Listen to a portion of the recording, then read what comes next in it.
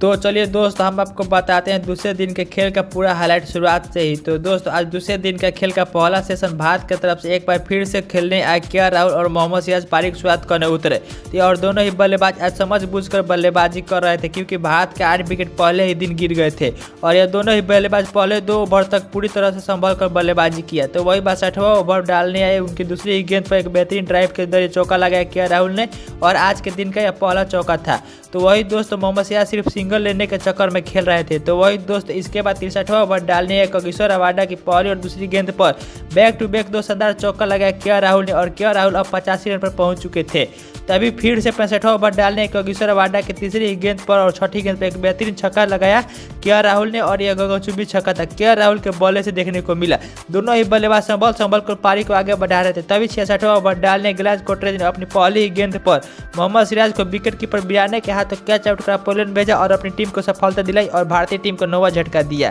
इसके बाद दोस्तों भारतीय टीम की तरफ से लास्ट विकेट के रूप में प्रसिद्ध कृष्णा बल्लेबाजी करने आए। तो दोस्तों 66वां ओवर डालने आए उनकी लास्ट गेंद पर के राहुल ने गिलास कोटरेज की गेंद पर एक बेहतरीन छक्का लगाकर अपना शतक पूरा कर लिया और इस मुकाबले में इन्होंने शानदार बल्लेबाजी करते हुए अपना शतक पूरा कर लिया। तभी दोस्तों 68वां ओवर डालने नंडरे बर्गर ने अपनी चौथी गेंद पर के राहुल को क्लीन बोल्ड कर पोलैंड भेजा और भारतीय टीम को ऑल आउट कर दिया और इस मुकाबले में के राहुल 137 गेंदों पर 101 रन की शानदार पारी खेली जिसमें 14 चौके और 4 गगनचुंबी छक्के शामिल थे। और इसी के साथ भारतीय टीम ने पहली पारी में 68 ओवर की समाप्ति पर 245 रन बनाए और भारतीय टीम की तरफ से सबसे ज्यादा रन के राहुल 101 रन बनाए। तो वहीं पर दोस्तों साउथ अफ्रीका टीम की तरफ से पारी की शुरुआत करने उतरे एडम माकरम और ड्रीन इल्गर और दोनों ही बल्लेबाज अपनी पारी को टीम को एक सीधी हुई शुरुआत दी और पहला चौका एडम माकरम ने लगाया जब दूसरा ओवर डालने मोहम्मद सिराज। तो इसके बाद दोस्तों फिर से तीसरा ओवर डालने जसप्रीत बुमराह की दूसरी गेंद पर एक शानदार चौका लगाया ड्रीन इल्गर ने। तो दोस्तों इसके बाद चौथा ओवर डालने आए मोहम्मद सिराज ने अपनी 5वीं गेंद पर एडम माकरम को विकेट कीपर के राहुल के हाथों कैच आउट कर पोलैंड भेजा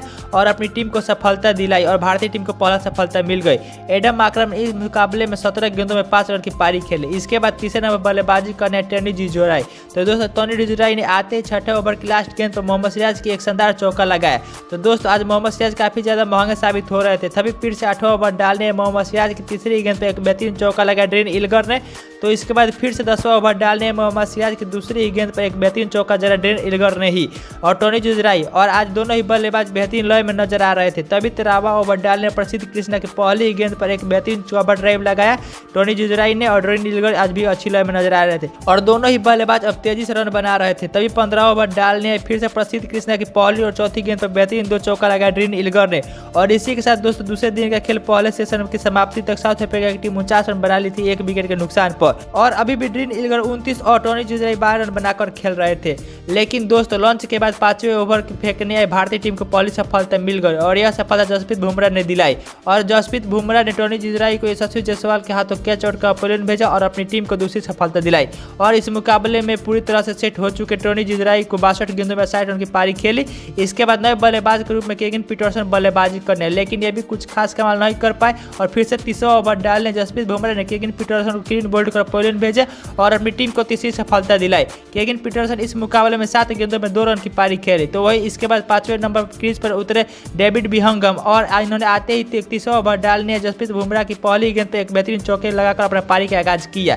तो वही दोस्तों एक तरफ ड्रीन इल्गर जूता बतौर बल्लेबाजी कर रहे थे और 32वें ओवर की चौथी गेंद पर एक शानदार चौका लगाया फिर से ड्रीन इल्गर ने जबकि फिर से इन्होंने 34वां ओवर डालने जसप्रीत बुमराह की एक ही ओवर में 2 शानदार चौके फ्लिप शॉट के जरिए लगाया ड्रीन इल्गर ने।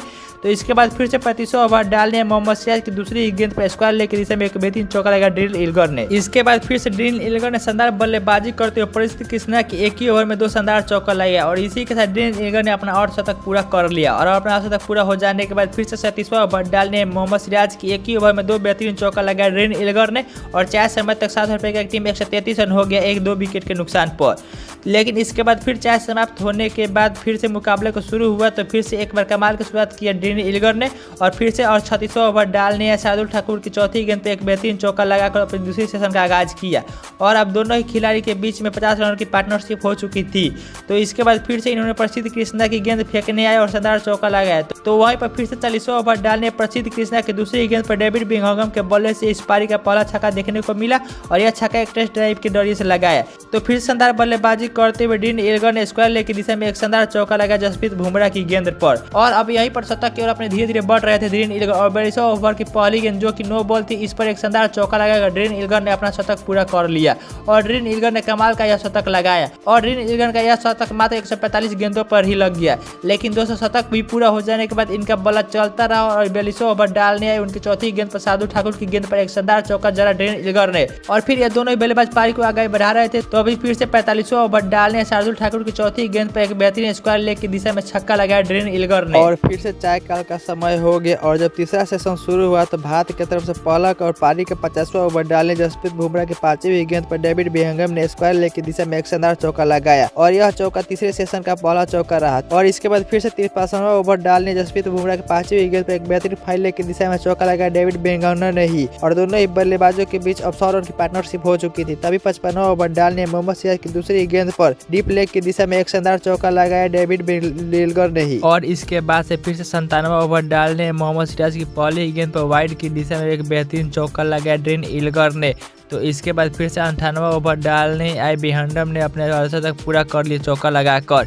इसके बाद फिर अपना टेस्ट डेब्यू करते उन्होंने अपना पहला चौका लगा दिया और यह आज उन्होंने अच्छी लय में भी नजर आ रहे थे।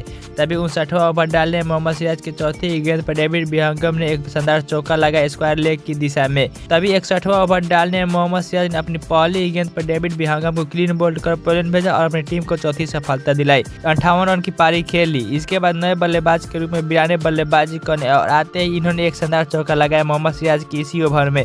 फिर से 62वां ओवर डालने प्रसिद्ध कृष्ण ने अपनी 5वीं गेंद पर बिराने को विकेट कीपर के राहुल का तुक्का चौका पेलन भेजा और अपनी टीम को 5वीं सफलता दिलाई। बिराने इस मुकाबले में 7 गेंदों पर 4 रन की पारी खेले।